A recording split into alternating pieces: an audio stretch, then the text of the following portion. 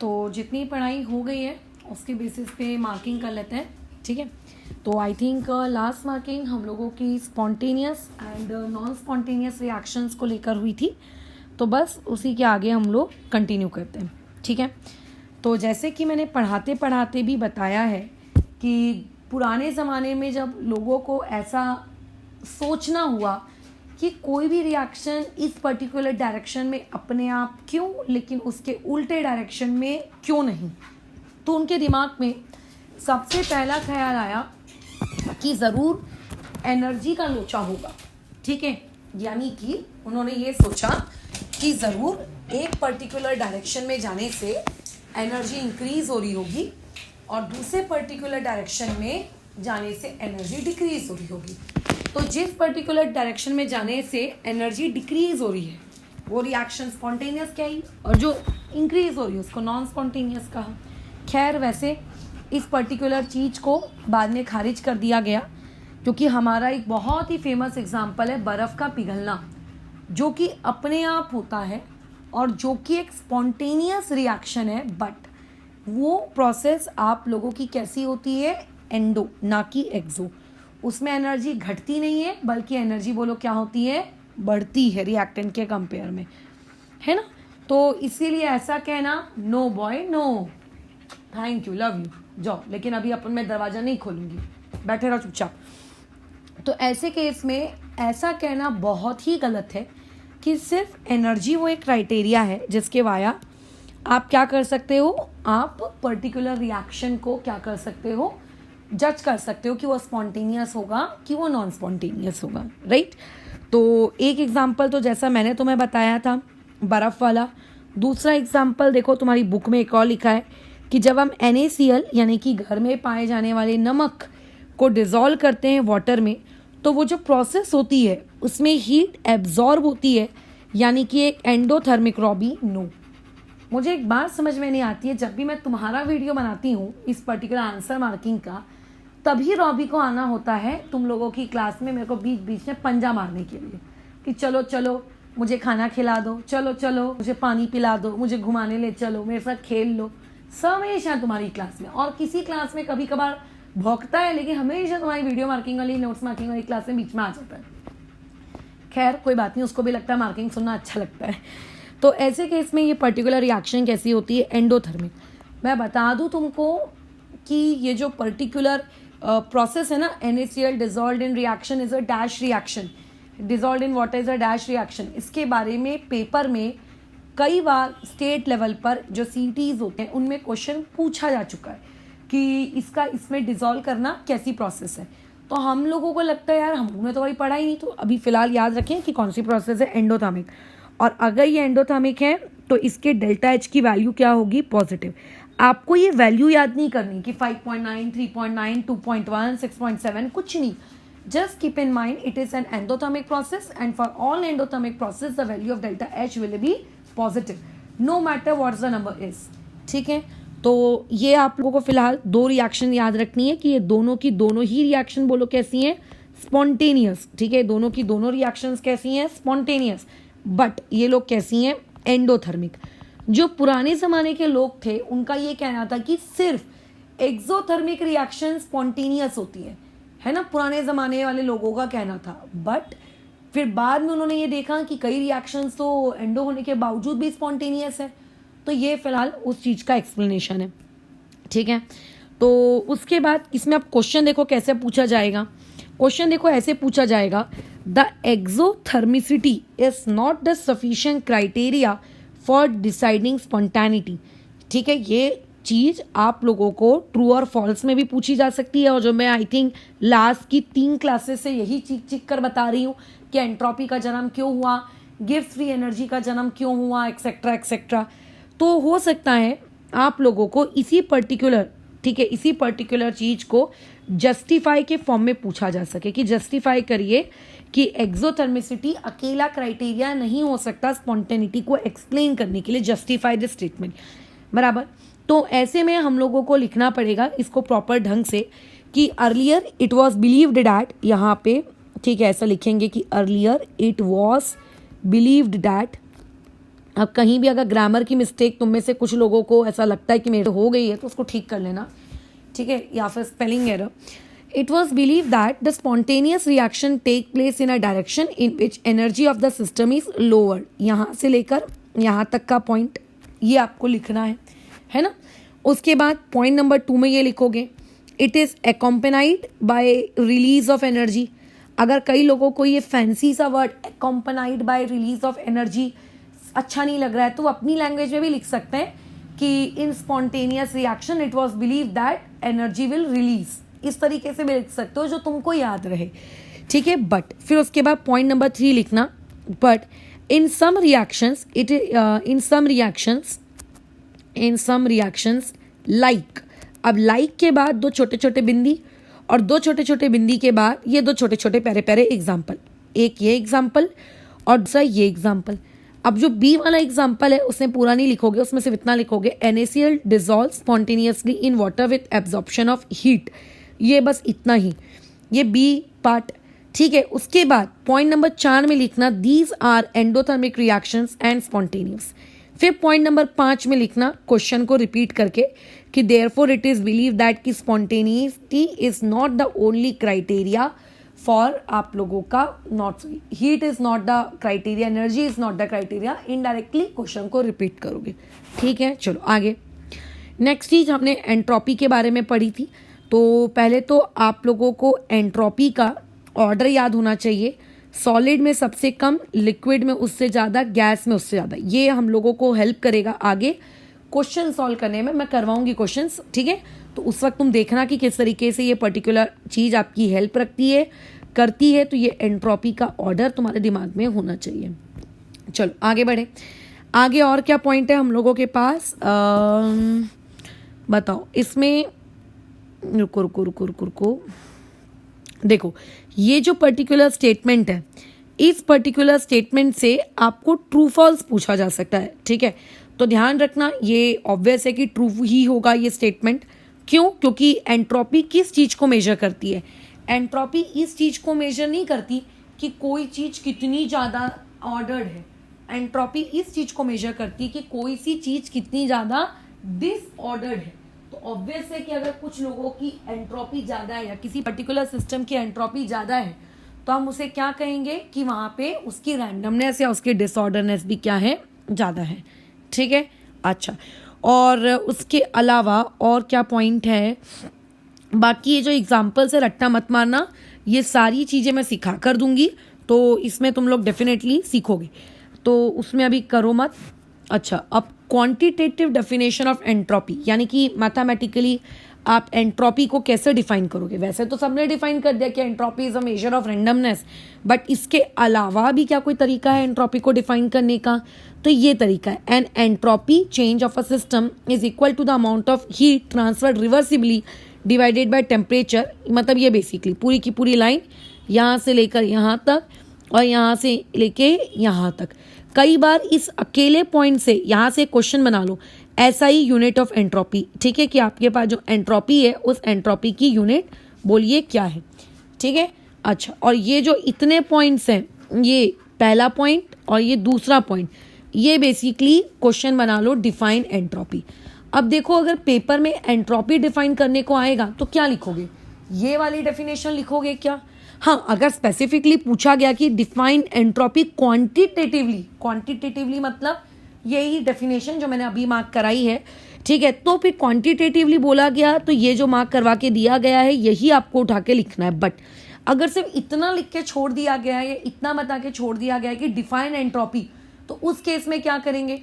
उस केस में एंट्रोपी की यही वाली डिफिनेशन लिखेंगे कि entropy is a measure of randomness, और उसके बाद फिर वापस से ये वाली डेफिनेशन भी लिखेंगे. मतलब दोनों डेफिनेशन और एक फार्मूला, ताकि जो सामने वाला टीचर है उसको कहीं से भी डिससेटिस्फैक्शन नहीं लगना चाहिए कि अरे यार इसने ये नहीं लिखा, चलो इसके मार्क्स काट दो, ठीक है. बोर्ड एग्जाम्स देना है, इसका मतलब ये है कि आधे आधे मार्क्स के लिए तुम्हें फाइट करना है, ठीक है. चलो आगे बढ़ते हैं.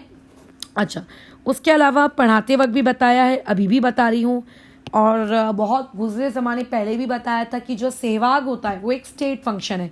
तो सहवाग का जो एस है वो एस किस चीज़ को इंडिकेट करता है? एंट्रोपी को. तो हमारा भैया डेल्टा एस या फिर एंट्रोपी का चेंज ये कैसा है, एक स्टेट फंक्शन है, और साथ ही साथ में ये कैसी प्रॉपर्टी होती है, ये एक एक्सटेंसिव प्रॉपर्टी होती है। कैसी प्रॉपर्टी, एक्सटेंसिव। तो ये जो दो पॉइंट्स हैं कि वो एक स्टेट फंक्शन है और दूसरा कि वो एक एक्सटेंसिव प्रॉपर्टी है, ये आपको एमसीक्यू के लिए पूछा जा सकता है, 1 मार्क क्वेश्चन के लिए पूछा जा सकता है, या फिर ट्रू और फॉल्स के लिए पूछा जा सकता है। जैसे क्वेश्चन दे देगा कि which of the following is a correct option regarding entropy, state function, path function, extensive property, intensive property, none of this, colligative property, मतलब कुछ भी ऑप्शन क्रिएट कर देगा। तो आपको पता होना चाहिए कि ये पर्टिकुलर चीज़ है। तो इसको अलग से मैं कोई क्वेश्चन बना के फ्रेम करके नहीं दे रही हूँ, बट अपनी कॉपी में एक हेडिंग दोगे नोट, और नोट में पॉइंट नंबर 1 डालना it is extensive property, point number 2 डालना इट इज स्टेट फंक्शन। ठीक है, अच्छा। और उसके बाद 1 मिनट रुको, हाँ ठीक है, चलो गया रॉबी भाई। और उसके अलावा यहाँ तो मुझे कुछ नहीं दिख रहा है मार्किंग करने लायक। अच्छा, अब आया हमारा सबसे बड़ा hero, second law of thermodynamics. पहला लॉ तो आप पढ़ चुके हो, तो सेकेंड लॉ ऑफ थर्मोडायनेमिक्स की ये जो ब्लैक कलर की हेडिंग है ऐसा लिखोगे। हाँ, बट ये ब्लैक कलर की हेडिंग आप क्या करना, ऐसे का ऐसा ही मत लिख देना, उसको प्रॉपरली डिफाइन करना। Second law of thermodynamics is defined as, sorry defined नहीं, इज स्टेटेड एज, या फिर second law of thermodynamics states that, ये इस तरीके से। जब भी लॉ लिखो तो अपनी लैंग्वेज इस तरीके के लिखना। उसके बाद ये पर्टिकुलर स्टेटमेंट तुम लोगों को लिखनी है जो ब्लैक कलर में है, और उसके अलावा ये भी लिखना है यहाँ से लेके यहाँ तक का, ये लॉ में लिखना ही है उस काली कलर की स्टेटमेंट के साथ। बाकी की जो नीचे की पूरी चीज़ है काट दो, बकवास है, हमको कुछ नहीं लिखना है। ठीक है, ओके। और उसके बाद दूसरा तुम लोगों को ध्यान रखना है कि डेल्टा एस टोटल अगर मान लेते हैं 0 आ गया तो इसका मतलब आपकी प्रोसेस बोलो कहाँ पर है, इक्विलिब्रियम पर है। ये आपको ध्यान रखना है, यानी कि इक्विलिब्रियम एंड रिवर्सिबल, मतलब इन दोनों के लिए ही आपका डेल्टा एस टोटल कितना होता है, 0। तो आपको यहाँ से क्वेश्चन ये बनाना है कि इन विच कंडीशंस, ठीक है, एक क्वेश्चन ये बनाओगे कि in which conditions delta S total, रॉबी रो मत, आ जाएगा अंकित, कहीं नहीं गया है वो, बैठ जाओ चुपचाप एक जगह। In which condition delta S total greater than 0। तो फिर बताओगे for reversible process and for the process which is at equilibrium, ठीक है, आप लिखोगे delta S total equal to कितना, 0। ठीक है, दोनों अलग अलग पॉइंट्स में लिखना, फॉर रिवर्सिबल प्रोसेस और उसके अलावा लिखना the process which is at equilibrium, in both cases delta S total बराबर बोलो कितना, 0। अच्छा, उसके बाद नो ना रॉबी। अच्छा, नेक्स्ट क्वेश्चन देखो, एक और क्रिएट किया जा सकता है कि if for any reaction delta S total equals to 0, अच्छा मैंने यहाँ इक्वल टू 0 लिखना भूल गई, equal to 0, then what conclusion can we derive. तो आप क्या कंक्लूजन डिराइव कर सकते हो, what conclusion can you derive. ठीक है, तो इसका आंसर क्या लिखोगे, इसका आंसर लिखोगे that reaction is at equilibrium. अब इक्विलिब्रियम का क्या मतलब होता है, ये हम लोगों ने केमिकल इक्विलिब्रियम का चैप्टर पढ़ा है, हमने बहुत अच्छे से सीखा है, राइट। तो हम लोग ये जानते हैं कि आप लोगों का इक्विलिब्रियम का मीनिंग क्या होता है। अच्छा, उसके बाद नेक्स्ट पॉइंट में मूव करते हैं। फिर ये आप लोगों को याद रखना है, ठीक है, यहाँ पे क्वेश्चन क्रिएट करो, व्हाट आर द कंडीशंस, ठीक है, what are the conditions for the reaction to be spontaneous, ठीक है, for the reaction to be spontaneous और नॉन स्पॉन्टेनियस, ठीक है, विथ रिस्पेक्ट टू एंट्रोपी, मतलब एंट्रोपी के रिस्पेक्ट में क्या रूल्स है। तो आपको ये रूल्स याद रखने हैं कि अगर वो ग्रेटर देन 0 है तो स्पॉन्टेनियस, लेस देन 0 है तो नॉन स्पॉन्टेनियस, इक्वल टू 0 है तो इक्विलिब्रियम। ठीक है, अच्छा एक बात याद रखना, ये डेल्टा एस के नीचे जो ये वर्ड है ना टोटल, ये लिखना एक्चुअली बहुत ज़्यादा ज़रूरी है। अगर डेल्टा एस के नीचे ये जो वर्ड है टोटल, अगर ये तुम नहीं लिखते हो तो आपका क्वेश्चन इनकम्प्लीट होगा, क्योंकि डेल्टा एस किसका, सिस्टम का, सराउंडिंग का, भैया किसका, वो बताओ कि वो टोटल का। ठीक है, अच्छा, अब बात आते हैं हम लोग गिफ्ट फ्री एनर्जी के बारे में। तो गिफ्ट फ्री एनर्जी खैर आज ही हम लोगों ने पढ़ा है ये वाला टॉपिक। तो उसके अलावा हम लोग बात करते हैं कि गिफ्ट फ्री एनर्जी की डेफिनेशन क्या है। तो देखो यहाँ पे गिफ्ट फ्री एनर्जी की डेफिनेशन तो दी हुई नहीं है यार अलग से। यहाँ पे बस इतना लिख दिया है कि द गिफ्ट एनर्जी इज डिफाइंड एज इतना, जहाँ पे एच की वैल्यू एंथैल्पी, एस की वैल्यू एंट्रोपी, और बस इतना ही तुमको लिख के दिया है। ठीक है, मैं इसको डिफाइन करवा देती हूँ। ठीक है, तो ये मैं डिफाइन करा दूंगी, कोई दिक्कत नहीं है इसमें। लेकिन आगे हम लोग अब बातचीत करते हैं, आगे क्या टॉपिक है हमारा, पहले वो देख लेते हैं कि गिफ्ट फ्री एनर्जी अगेन आप लोगों का क्या है, एक स्टेट फंक्शन है। ये आपको पॉइंट याद रखना है कि ये क्या है, आपका एक स्टेट फंक्शन है, और साथ ही साथ में ये कैसी प्रॉपर्टी है, एक एक्सटेंसिव प्रॉपर्टी है। ठीक है, कैसी प्रॉपर्टी है, एक एक्सटेंसिव प्रॉपर्टी है।